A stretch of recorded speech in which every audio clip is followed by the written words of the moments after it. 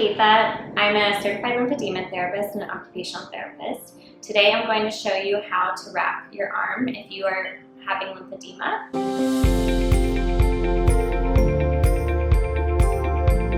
The supplies we'll be using today, you'll need short stretch bandages, gauze for your fingers, Solona or foam for padding, a stockinette, and some tape.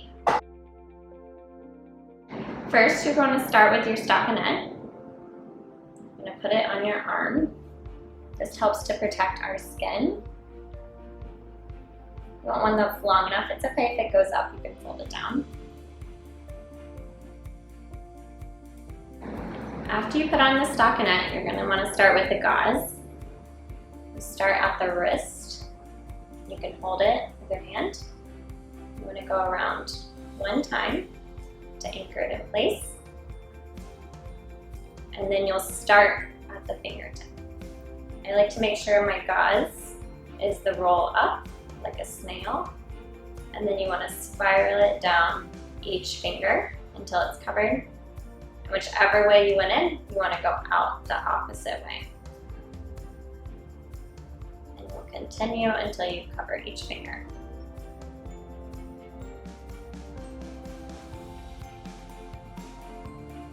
So I went in this way, I'll go out this way.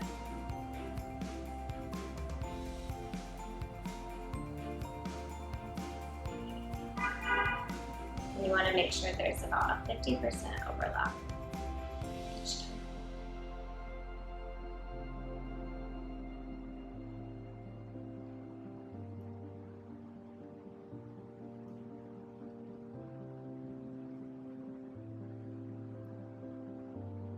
And if one isn't enough, you can always use two.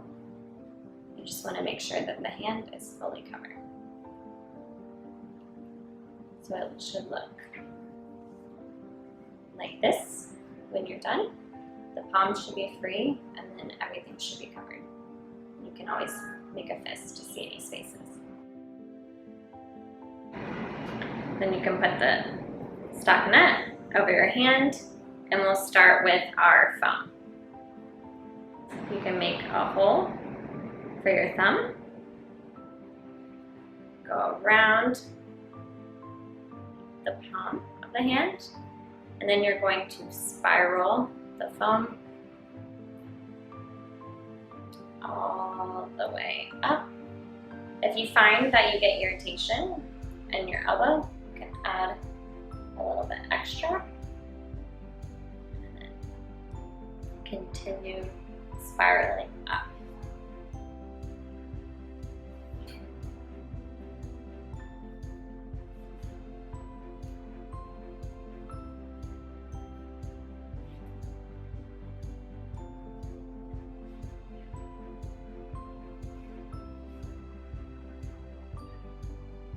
Okay, so the padding should go from the hand all the way up to the arm.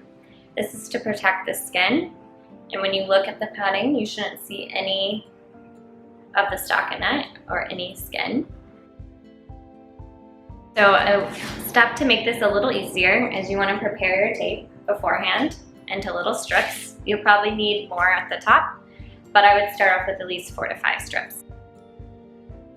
Alright, so now I'm going to start with my short stretch bandage. This is different than an ACE bandage, so you need to make sure you're using the correct products.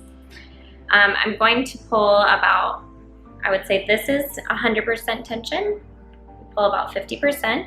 You want to make sure you overlap each layer about 50%. So I'm going to start at the palm. You can use your hand to grab it. You want to go around the knuckles about 2 times. Once you go around 2 times, you're going to start going down and then making an X, and you're going to overlap each layer about 50%, and I'm pulling about 50% of tension in the bandage.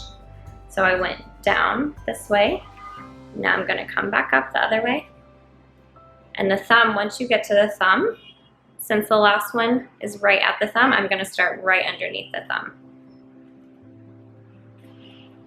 to make that herringbone pattern. So going down and then going back up over the previous bandage in the same direction, covering it about 50%.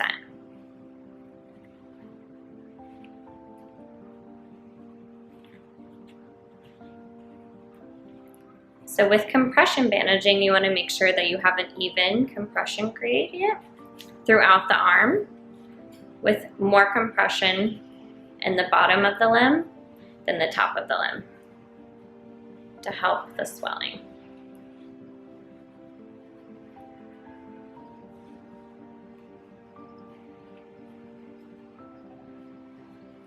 So see how it is this herringbone pattern with about 50% overlap.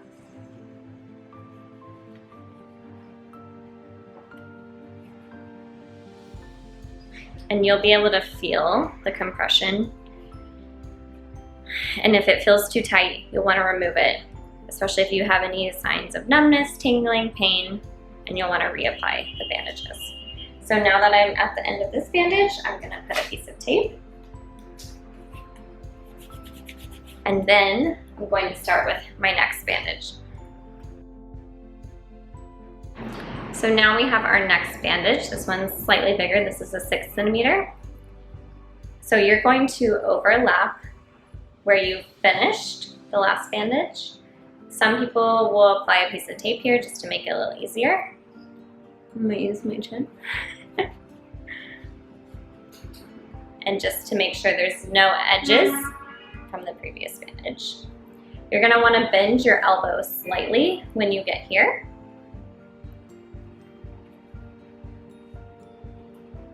Just so that there's not too much tension at the elbow and too much compression.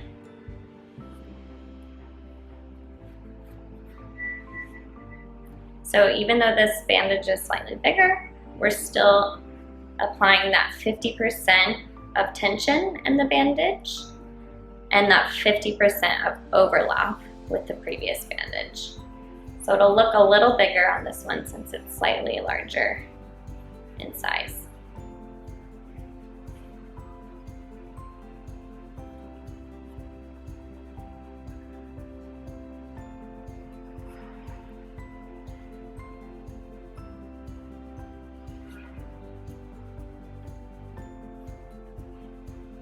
You want to try to make sure the bandages are also as flat as possible without creases. And if the bandages fall down, you need to take it off and re-wrap it, because we don't want it to cause a tourniquet, which is where there's too much compression in one area and it can mess with the blood supply. Okay, now I'm going to apply my last piece of tape. And so it's not all the way at the top of my arm, so I need one more bandage. All right, so now I'm going to use my last bandage. This is the same size as my previous one, but you can also use a bigger size depending on what your lymphedema therapist gives to you. Since I'm going to the top of my arm, I would suggest setting up next to a table, so that's where you can put your pieces of tape. And then also to finish it, it helps to be able to rest your arm a little bit. So same thing as before, I'm going to overlap where my previous bandage was. So you can kind of use the table as a way to secure it in. And then you're going to want to continue with that same herringbone pattern. So going up and then coming back down the other way. And then overlapping 50% with 50% of tension. So if I get to the top and I have leftover bandage, because we don't want so many layers of compression in one area, you can just wrap it lightly and tape it. So now that I'm at the top, I have a little bit left over, and I'm just going to lay it flat without pulling any compression and tape it in place. You probably want to apply a few extra pieces here so it doesn't fall down. And you can always reapply tape throughout the day. So this is what the arm looks like fully bandaged. Whenever you are doing compression bandaging, you want to try to wear this close to 23 hours a day as much as possible in order to see the biggest reduction in swelling. You can take it off to shower and you can wash the bandages as well. Also, apologies for all the honking. We're in New York City, so you can see the Empire State Building, and that's just what it is. But I hope you enjoyed the video.